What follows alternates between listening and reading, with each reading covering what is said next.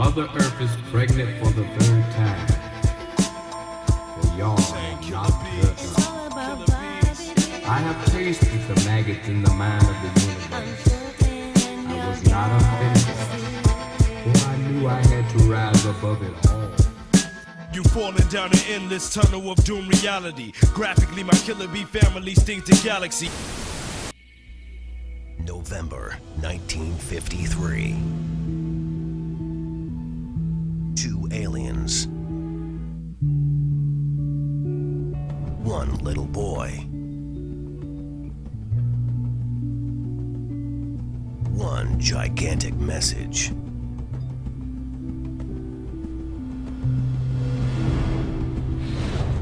Riley Martin.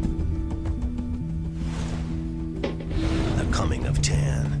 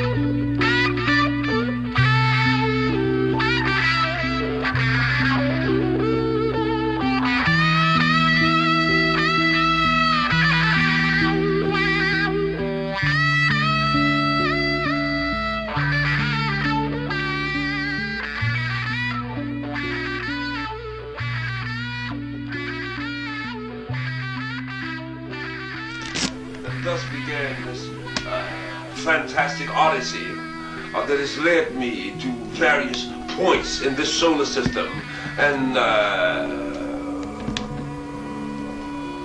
to have been given the honor of perusing the archives, the true archives of the history of the chronogenesis of the Homo sapien biped erectus and this ERATH upon which he lives, as well as numerous other planetary bodies out in the cosmos. I tell you truly, my dear spirits, we are not alone. I looked back and I saw the curvature of the planet, the Florida Peninsula, the Great Lakes, and I saw light moving across the darkness, the coming of dawn. And then I heard something say, I said, what was that? He said, fear not, friend Martin, that was your Luna. The moon was going away like you kicked a basketball, you know. I said, man, they put me. All right. He said, friend Martin, look before you. He said, what do you see? I said, it looks purple. I said, it looks purple. I said, it looks purple. I said, it looks purple. He said, look to your factors. We now reach the stargate. Woo! And presently became rolling out to a scenario that was spinning around, and I saw these great crystallized ice blocks and things of this nature. And out to my left, the planet Saturn proper. To my right, one of the great moons, and languishing between that great moon and that planet, a great orb looking like a big Tiffany egg or something of this nature. From a distance, this was the mothership. She is 40 kilometers across, perhaps 70 kilometers deep. She has a throw weight of 777 gigawatts of electromagnetic flux in each of its 7 hydrogen-fed fusion cores, and she languishes there. It stands between the planet and the moons because at a certain point between that moon and that planet, gravitational forces tend to nullify themselves. Thus, she doesn't have to work as hard to maintain gravitational equilibrium. You see what I mean? And of course, there were ships within the rings, mining the rings. From without the planets, the rings of Saturn, and its 23 moons. Some astrophysicists and astronomers have long believed that Saturn had 19 moons. Some have theorized that it must have at least 21. In actuality, there are 23 moons. Why is the mothership stationed near Saturn for the last 42,000 years? Because upon the moons, all the satellite moons around Saturn, the ice rings in Saturn proper, rest all of the metallurgic compostures, gases, precious emeralds, carbon compostures, and things of this nature necessary to be mined, or gathered, or harvested in order to maintain the great ecosystem of such a megalithic beast as the great mothership. Of such a megalithic beast as the great mothership. The typical Bab-Ilu male is about 4 feet in height. He will weigh about 35 kilos, or 80 pounds, 85 pounds. The cranial structure is a bit large in proportion with the body. The eyes are overly large, almond-shaped. The nose somewhat flat to the profile, the mouth small, baby-like teeth, no discernible ears, though holes where ears should be. The upper torso is well formed. Nonetheless, the arms are somewhat elongated, the fingertips stretching almost to the knees. The hip structure is strong, but the legs are somewhat spindly and the feet flat. There are 7 intelligent species sharing a common mothership. I'm not talking about etheric beings. They are flesh, blood, skin, and bones. They live, eat, defecate, sleep, make love, and die, just like we do. You understand? So death is imminent, though it don't have to come soon. You see what I mean? There are 7 different species. These are the Bab-Ilus, the one I have described. The Statians, who are a tall, bony species with leathery-like skin. They are not very nice to look at. I mean, they're pretty ugly, I think, physiologically. Nonetheless, they're spirits, I tell you truly. It's, I found to be the most joyous, benevolent, peaceful among all of those aliens.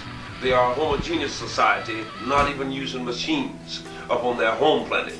Yet they have the propensity to disseminate, to gather, disseminate, tabulate, put in order, and retrieve and feed back vast amounts of data. Thus they make good scientists because of this memory factor that they are imbued with. Now, a 3rd species are called the Neptunians. The Neptunians are generally wide in body and kind of set low. And even aboard the great mothership, they will wear life support systems because they must live in an atmosphere that is always 100% humidity saturated with moisture. In essence, if you were on the planet Neptune, you would actually drown walking on land because of the moisture in the air. They are from a high-gravity water planet. I suspect that these were the Nemons, which were written of on the papyrus by the ancient Dogon that came to visit them. I know that they introduced the dolphin to this planet, just as the Bab-Ilus introduced the grain wheat to this planet. It is not a native of this earth, you know. And I explain this technology, which is why at your nearest opportunity, you got to get this book. Another species are called the Screed. And the Screed are the only known high-tech insectilian intelligence that even the Bab-Ilus know about. But they are, you see, cognizance can be, or may be, will be given unto all evolving species of creatures, should they survive the many ages and millennia and periods of their evolution and what have you. Now, they may not all build spaceships and what have you. Nonetheless, they will ultimately understand the concept of mathematics, quantum physics, and inertia. And it is only proper and it is only natural that any species who can will ultimately wish to leave its home planet, if only to go out and explore. You will do the same should we survive beyond late 2011 or early 2012. For I tell you truly, the odds seems to be against us going past that point and living upon this terra firma in the same manner that we do now. For our data, their data, tells them water samples, air samples, ozone samples, depletion of the ozone, poisoning of the water table, rampant population growth, the advancement of certain new viral infections and things of this nature, that by the year late 2011, the Earth would have reached what they call terminal saturation, thus bringing about a snowballing domino effect of bringing down any species that cannot hang in massive numbers. This information, I tell you, may not be known as precisely by people in the Pentagon and other high places, but it is known of grievous enough until, had they any sense of the continuum, they would even now be starting crash programs to bring forth the new technologies, alternate fuel sources and things of this nature to help us pull this off, because we do collectively have the inventiveness, the brain power, the concepts, the intellect, the genius. Should we be able to, even for a moment, tolerate one another, regardless of sex, creed, color, religion, sexual persuasion, etc., etc.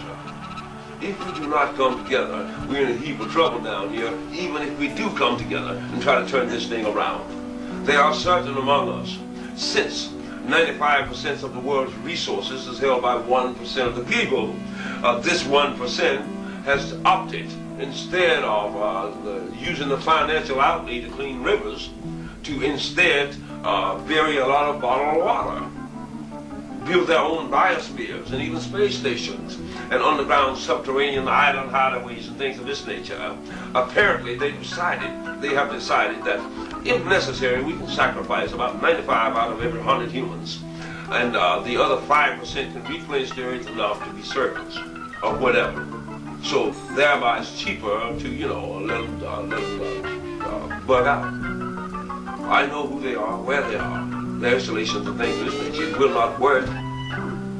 The only thing that will work is we come to our senses and start doing the right thing. I said, they're teaching that God wants all the righteous people, and they're teaching that the devil wants all the unrighteous ones.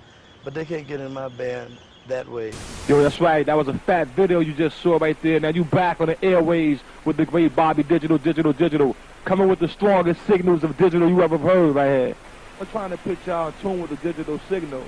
You see, man is like an antenna, you know? We walk on too much concrete to be grounded. So we have to take our shoes off sometimes and walk on a flat earth and feel the magnetism of the earth atmosphere inside your own atmosphere. And Bobby Digital is bringing that digital signal to you. You know, right now you get most of your signals from your radio and from your TV, and program you to be like robots. You walk around on some boop, boop, boop, boop. Well, I got to come through. Now, right here, you're going to get digitized. And the digital signal will enter you. And the Wu-Tang Saga will continue through your bloodstream. And you will be free. You shall be free to travel the digital stargate and blast into the future with the Wu-Tang Empire. Can you understand? Can you comprehend? Are you analog or are you digital, son? Are you a crab? Are you a derelict? Or are you super high-tech, cyberkinetic, genetic, blasting through, no synthetics? Let me know, alright? Right here. Music Factory. You falling down an endless tunnel of doom reality. Graphically, my killer bee family stings the galaxy. Insanity, titanium stomach devouring Guinness. My flesh is solid stone despite my outer appearance. Still disease, kill viruses, planets, and racial creatures. Made MCs sprout tumors so bad, lost facial features.